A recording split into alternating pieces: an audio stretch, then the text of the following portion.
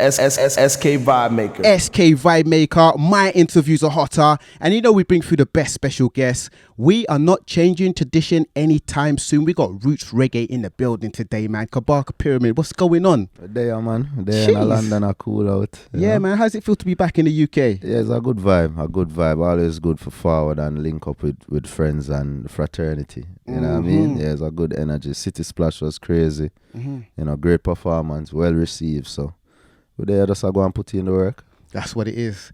Now, a lot of people know about your music journey to this point. Some might not know. Yeah. Just give them like a sort of breakdown summary of your musical journey to this point for those that don't know. Yeah, well, I mean, it all started with me and my brethren. Them were there with me from high school with a sound system. We used to keep parties, play at parties. You know, we built a studio really for voice like dub plate and thing initially. And then, you know, most of us just started writing, experimenting with writing. You know, was heavily into hip-hop at the time and obviously dancehall and reggae too. So, you know, the lyricism was always there, you know, and I used to be the one on the computer, like putting the dancehall acapellas over the hip-hop beats and stuff, and that's how I kind of got into the whole software side of the music and recording. Was able to record myself from pretty young and stuff, and that's how I just grew the talent from there, you know, and we just kept doing music together over the years, really just self-sufficiently until we put out our first reggae CD in 2011. And that kind of is where we announced ourselves and stepped on the scene as Bebel Rockers, Kabaka Pyramid. And from then we link up with, you know, like Protege and Chronix and the whole of them, Janine and everybody. And, you know, it's just been success after success since then. Straight up. I mean? Was it always music the first choice for you, or was you ever having a backup plan? I mean, I always wanted to kind of follow in my father's footsteps. He's an electrical engineer and like a businessman. So I was in school studying that, but still doing music at the same time. As soon as I reach home, I have voice and I make beats. Straight up. And things like that. But yeah, I mean, I think it was the same 2011. I kind of made a decision. I had a job training to do, or I had an opportunity to fly to Toronto to do a show. And I chose the show. I just never looked back. Somewhat of a crossroads. Yeah, it was a crossroad. You know, I've never put out a resume since or anything like that. Hey. You know what I mean? We've just been doing music. And like the music lifestyle, like the music choice as a career can be somewhat of an up and down road. Now, would you say it's gone to plan so far for Kabaka Pyramid? Yeah, I mean, for sure. You know, we have a good team, I have good people around me, friends that keep me grounded, but also business minded. You know, we try and make good decisions. You know, I would say it's been a steady progression. Obviously, little ups and downs here and there, but we never necessarily had that big moment where we, you know, bust out as the biggest thing or whatever, but always progressing every year, you know. Consistency, for sure. Straight up, very important as a musician. Yeah, definitely. So Nice Up the Dance, a big song in your catalogue on the Real Rock riddim. Do you know what I'm saying? I mean, any artist can't just jump on that riddim. You know what I'm saying? When you jump on a classic riddim like that, you have to do the business. You got to pattern it. Yes, something like that. You got to pattern it, for real. How was it, man?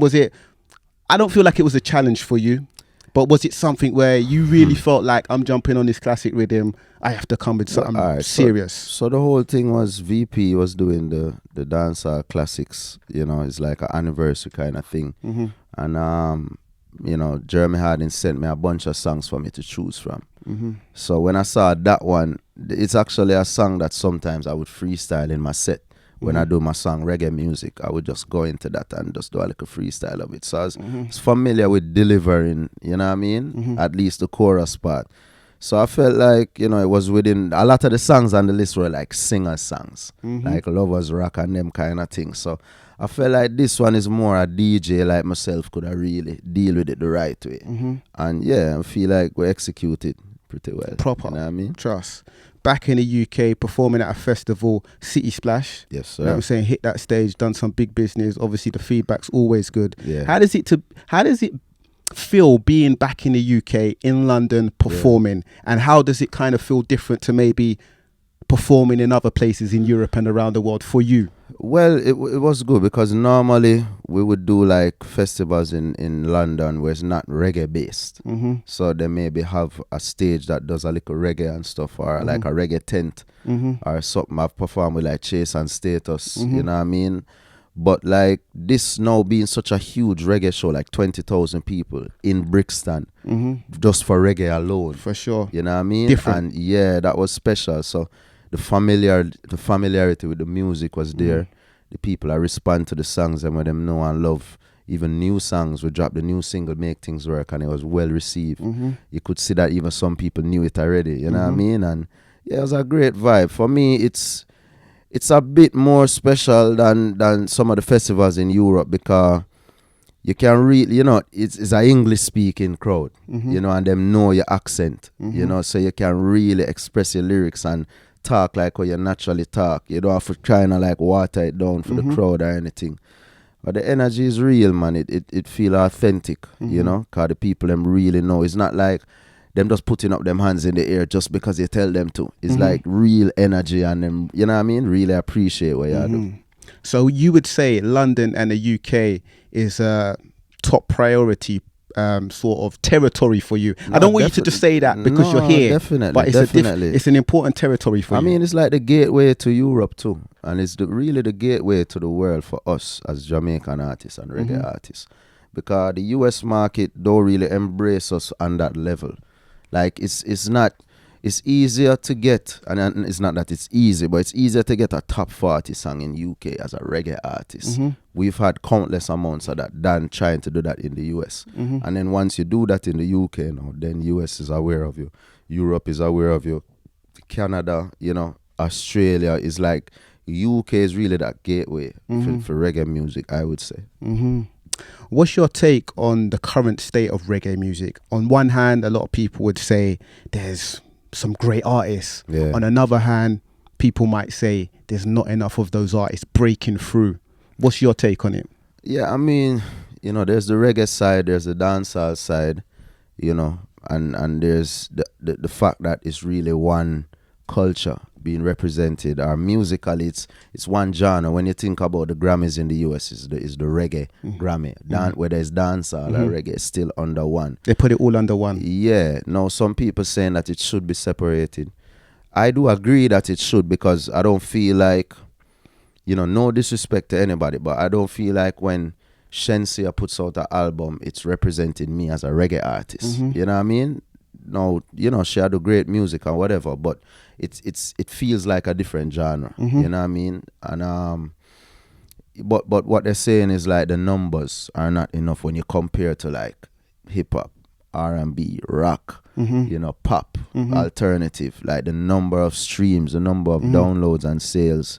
If you try and split it up, then it's like you're further back in the pecking order. You know what I mean? So I actually like that, you know, the two genres then are sub-genres, if you want to say, are grouped together to kind of boost up the numbers so that we can have more of a place on these platforms, you know. But I mean, you know, dancehall music right now, you know, you see the prominence of the dancehall trap vibe and all of that. Like, I think some really talented artists are there. The subject matter of the music for me is not really the direction, you know, I would like for sittings. But, you know, dancehall has always been slack over the years. We know that.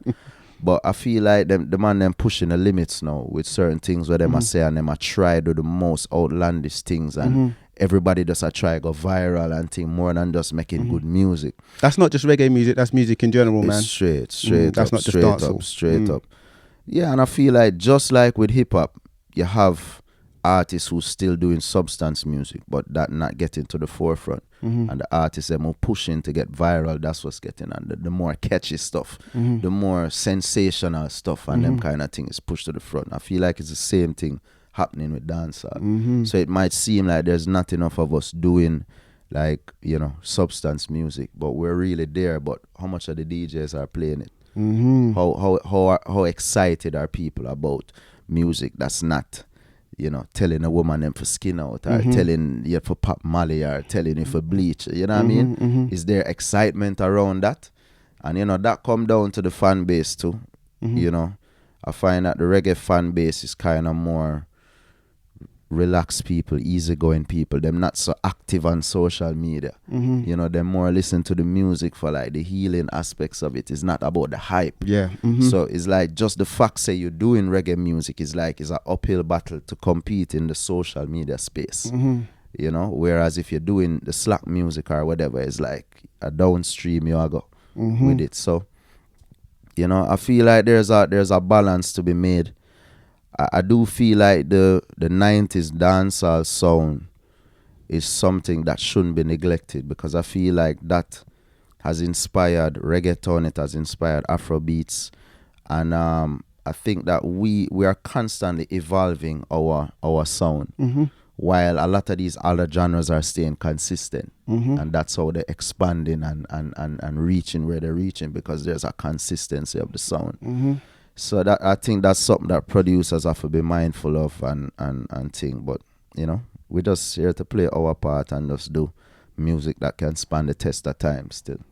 Well, you spoke about some of the issues, not only just in reggae and dancehall music, but music in general. For sure. Now, you spoke about the ratchetness, you spoke about the popularization of drug taking, and you also spoke about the bleaching of skin, which is a very big pandemic and something that not a lot of people want to talk about. I'm against that. But like touching on the, you know, the skin bleaching, not just Caribbeans, like Africans and like people all over even the world. In India, and that's what I'm saying. What's your take on it, man? I mean, it's sickening to me, you know, and we know it's coming from slavery, colonialism, coming from the caste system days and all of them things is really, you know, an inferiority complex, where you feel like you have to lighten your skin to feel more upper class or more, you know, upstanding in society and them thing. And the thing is, you end up looking worse. And it's become normalized, though. That's the thing. Yeah, for sure. I mean, when man like Cartel and them a sing about it, you know, and all of them kind, and then all of the artists them a follow off of that influence, it really get away. You know, I feel like it's so irresponsible if you know better. If you don't know better, man, I really blame you a certain way. But if you know better, you're doing that music just for the hype and just to get people to talk about you and them thing. To me, that irresponsible, because you see the impact it having on people. Crazy. You have a good relationship with Stonebwoy. Yeah. You've collaborated, and he's an Afrobeats artist. The Afrobeats genre has really catapulted over the last few years. For sure. Some people might have even said that it's put reggae dancehall in the shadow a little bit, because the same people that might have maybe listened to dancehall have now maybe sort of moved over to listening to Afrobeats, and it shouldn't be a choice.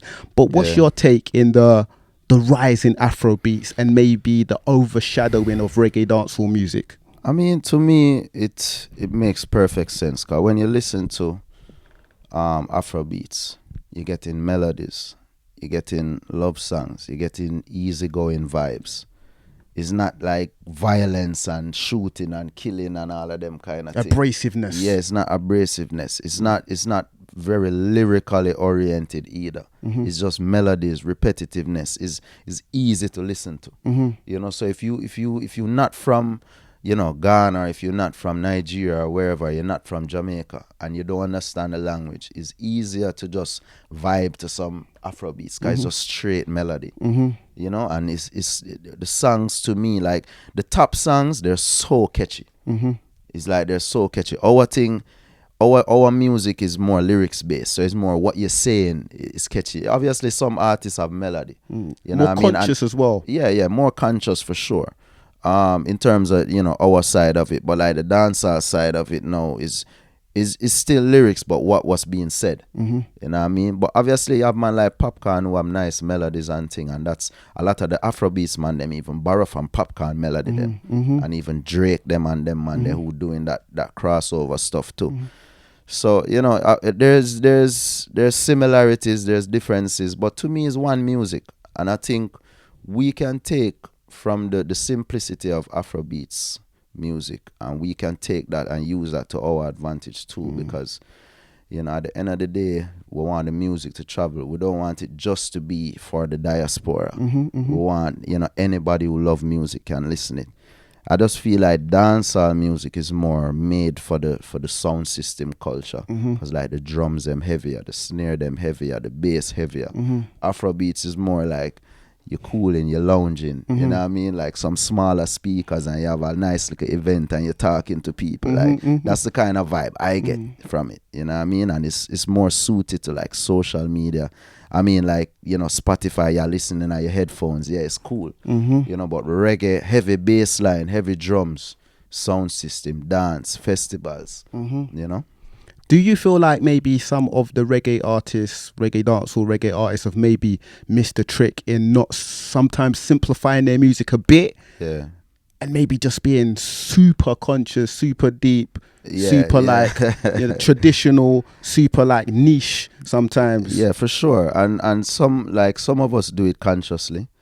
Like me, myself, I know the impact of like Sizzla's music on my career. And that was super conscious music. But there was a spirit behind it. You know, and I feel like the greatest thing for me is to have that impact on another person, you know, more than having 100 million streams or whatever, if I can do that. But at the same time, obviously it would be nice to get 100 million streams. So I feel like it's good to simplify the music, try create a balance. Everybody has to find that unique balance within them artistry, where you have all those elements. You have some substance, you have a little depth, you have catchiness, you have nice melodies, you have simplicity. You know, maybe you simplify the choruses and then you go in a little bit on the verses. You know, there's different strategies you can do too. You know, and I feel like, yeah, we need to be more mindful. I feel a lot of artists coming out of Jamaica, they're not necessarily trained songwriters. They just write off of the vibe and off of listening music over the course of their lives. And it's, you know, if you go off of the vibes, then you're gonna do what's in you. But if you're more trained and you more study songwriting and songwriting technique, then you know that simplicity is necessary. So hailing from Mona, Kingston, Jamaica, obviously, that's Yes, where sir. you Kingston born and 6. grow. Talk to us about that place to anyone who hasn't been there. Yeah. Kind of give us a bit of a tour guide. Well, when I was born, I have to represent still. When I was born, I was in Garvey with my parents. But by the time I was like 3 years old, I moved up to Mona. It's a nice area. I think it was built in probably the 80s or so.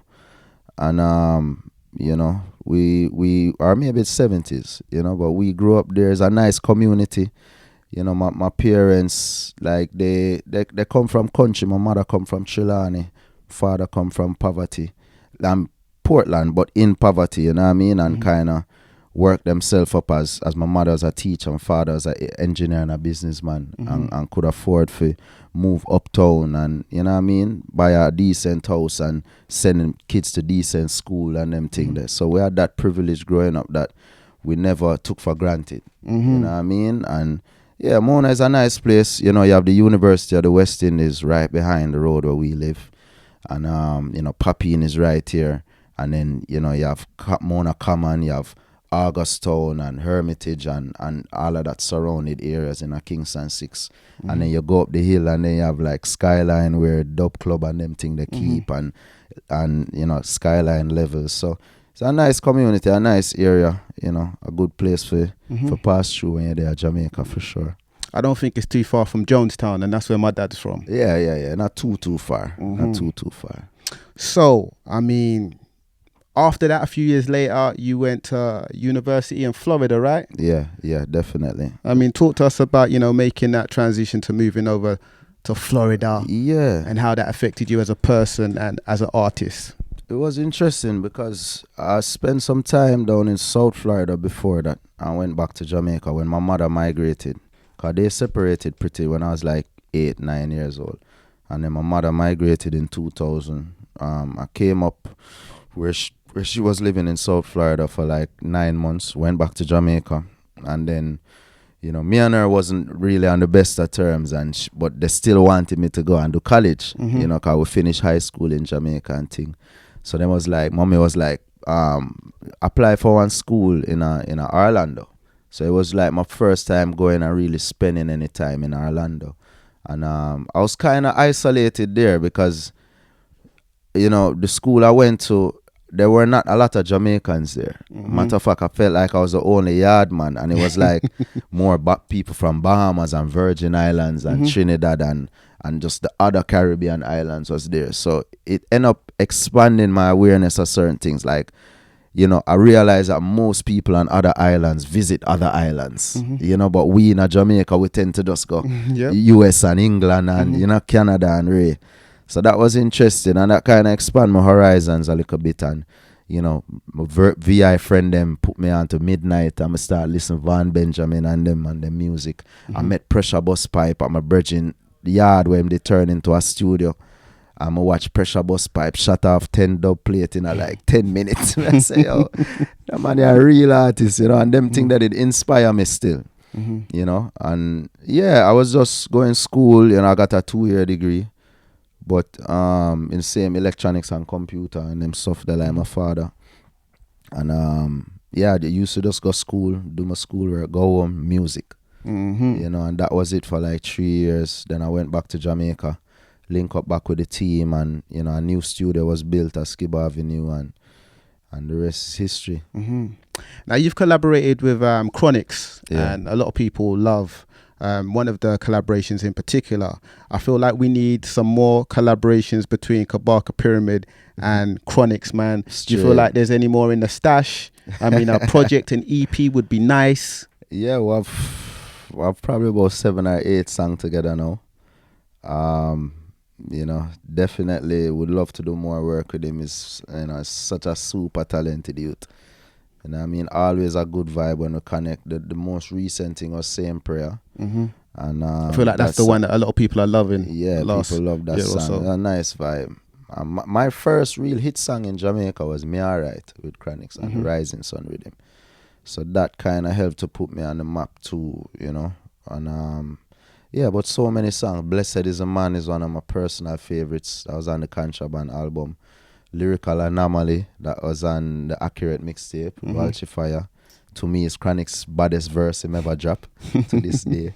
You know what I mean? And yeah, but yeah, more music, I'm sure, in the future. How did the relationship begin between you and Chronixx? It was really like 2011 when I was working on the Rebel Music EP. Protege was getting beats from different producers where young producers were sending him beats, but he was working with Dan on his album and he couldn't use them at the time, and he was helping me out with my EP and was sending me beats. So I saw these beats where Mark Zing Fence on it, and the beat them bad. Says like I never know who Zing Fence was, and then I realized there's 2 youth named Chronixx and Teflon. And I remember that same time we kept a little birthday gathering, in April for my Earth Strong, and Protege invite over Teflon and Chronixx them, and that's when I really met them, and we just held a vibe immediately. We were freestyle the whole night, and cause them time the Chronixx was mostly just doing production and songwriting, but he literally started recording songs like within the last couple months, like for himself as an artist. So, we actually started dropping music around the same time, 2011. I dropped my Rebel Music in July, and he dropped Hooked on Chronixx like October. And yeah, from then, obviously his songs like Behind Curtain and Warrior just blew up. And the whole vibe was just crazy from there. So.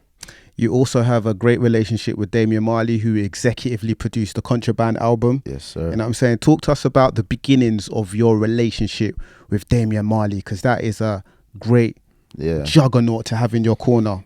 For sure, man. One of my biggest influences in music. For me, his sound is a blueprint of what I do, mixing reggae with hip-hop and dancehall. And he wanted to get more into the production side of things. He produced an album for Wayne Marshall, and one of the songs on it, he decided he wanted to juggle the rhythm and get more artists on it. So he reached out and sent me the Undercorner rhythm, and that's when I wrote Well Done. Recorded it in Jamaica. Then me and the team flew up to Miami, and when the song was being mixed in the studio, and we just held a nice vibe. It's like we just kick off a nice energy from them time there. And from then, him just say, yo, if we forward more time and make some music. Eventually, he was like, yo, I would love to put out a project for you and produce a project on Ray. And And that was just the whole genesis of the whole vibe. So Yeah, it's the really rest is well done. history. It started for rest is history. Straight. Yeah, Have man. you connected with many UK artists while you've been out here?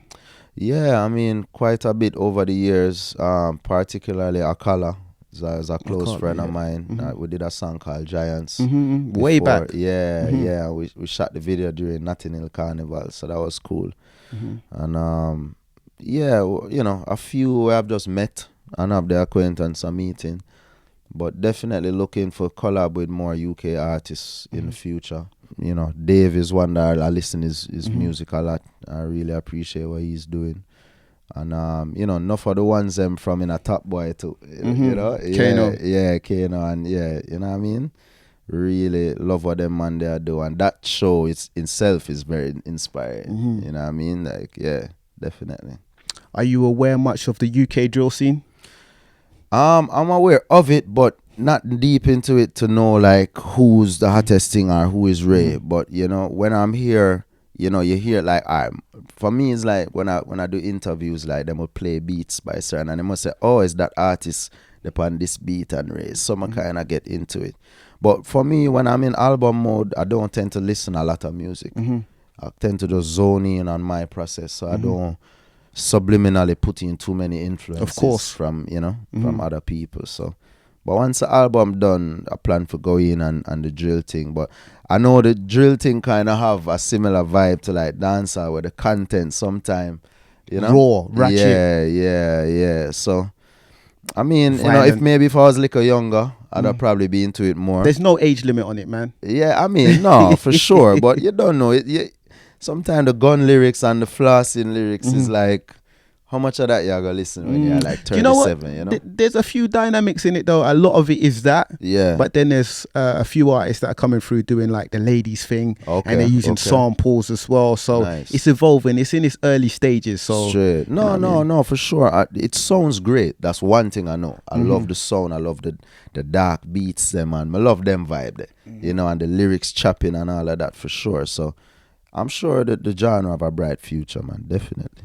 Your Kabaka versus Pyramid freestyle track a few years ago. I think it was on the Biggie instrumentals, yeah, innit? and then Give Me the Loot. Yeah, Give Me the Loot, Biggie. I mean, that was a big freestyle. People know you can rap. Yeah. Know what I'm saying? I mean, are we going to get more of those vibes in the near future? I mean, Yeah, could we hear like a rap song on your forthcoming album? I mean, I have a song where kind of experiment with a rapping style, but with a Jamaican accent. It kind of sounds a little bit UK rapish, you know what I mean? Because you don't know, the UK rapper, some of them kind of put in a little bit of that yard slang in them things. So when we do it in our accent, it kind of have a little bit of that vibe, you know? So there's a couple tracks on the album where kind of hint towards that, and definitely something I want to look for, explore more in the future, for sure. I'm surprised you haven't taken in some J Hus, man.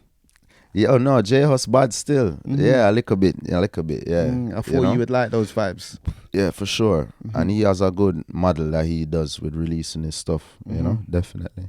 So what can you tell us about a forthcoming album? Because I feel like people are anticipating that from Kabaka. Yeah. It's been a few years now. Yeah, definitely. You know, the first single drop, Make Things Work, Heavy Roots track. You know, the whole album is produced by Damien Marley. The whole album, every single track. Yeah, every track.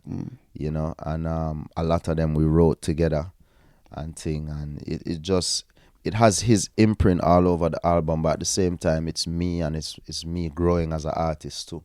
You know, making, you know, I think it's probably more musical a bit than the Contraband album. It's more mature, I would think, but still some tracks that's very fun, you know what I mean? And just, you have some light energy. It's more universal to me still, but still a whole heap of lyrics, you know, that Kabaka vibe, that hip-hop crossover vibe is there.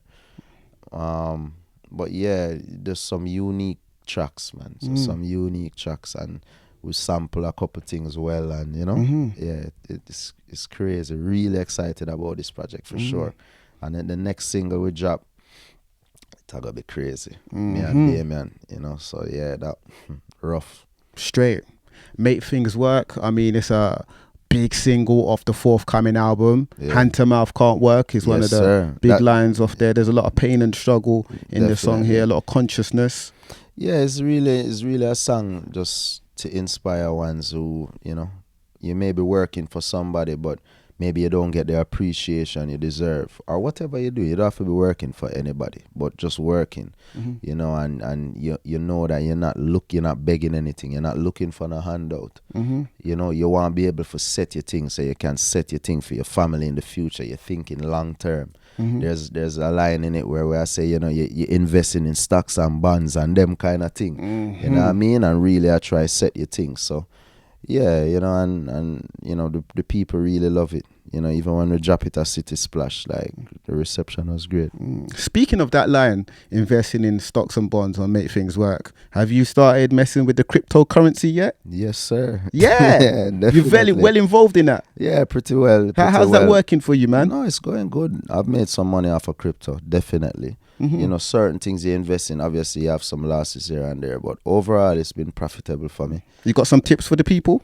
I mean, yeah, I like to invest in DeFi. You have some DeFi projects that really turn around money for you, but you have to think long term. You have to do your research and find out what the project is really about. And yeah, because a lot of people are doing some scamming projects in the DeFi space. DeFi is where it's almost like you go inside of a cryptocurrency, and you have like how you have Ethereum, and then you have NFTs, you have investment platforms, you have all these different things within the Ethereum network, or that space. So you have the same thing with other cryptocurrencies. So it's unlimited, and it's the future. The whole banking system and the fiat system eventually will be replaced, in my opinion. So it's good to get in from now. I think that it's not going anywhere. I think the crypto is down now, so it's actually a decent time to get invest. involved. It might go down a little bit more before it rises up, but just watch it, and don't invest everything you have one time. They have a thing called dollar cost averaging, where if you have 10 grand for invest maybe a grand today, and then watch where the price goes. If it goes up, you can watch it, wait for it to dip a little bit, invest a next. If it goes down, invest a next grand. If it goes down, invest a next grand. And then now eventually, but do it with the coins that that are like Bitcoin, Ethereum, BNB. Some of these ones that last, just span the test of time. You don't want to just jump on any little meme coin or anything like that where just pop up Straight up. So yeah, for sure. Little cryptocurrency 101 for you right there. So what are some of the long-term goals for Kabaka, man? Like when you think about the next 10 to 15 years of what you want to achieve musically? Yeah. I mean, I want to keep establishing myself as an artist, touring the world, bringing the message of Rastafari through the music. I want to establish our label, produce different albums for other artists, different projects, make sure we're supporting the industry. We want to get into consultancy work and work with upcoming artists to help guide them. There's so many things we want to do, so many ideas that are there. There's, ideas even outside of the music that we want to use the platform that we have to raise awareness when it comes to health and diet and all of these things. Community work. We want to keep bridging the gap between Africa and the Caribbean too, and establish business connections between Africa and the diaspora, so that ones can know that there's an alternate route other than the US, other than UK, other than these popular places where say these people, there's a lot of the connections is coming from colonialism and all of these things. We want to look to Africa and know that we are welcome and we're appreciated. We're not looked down upon for a race and all of these kind of things. You know what I mean? So yeah, there's a whole heap of work to do. They say my interviews are hotter. It's been a great conversation today. Myself, SK Vibemaker, and Kabaka Pyramid. Accurate. Immaculate. Bless up. SK Vibemaker.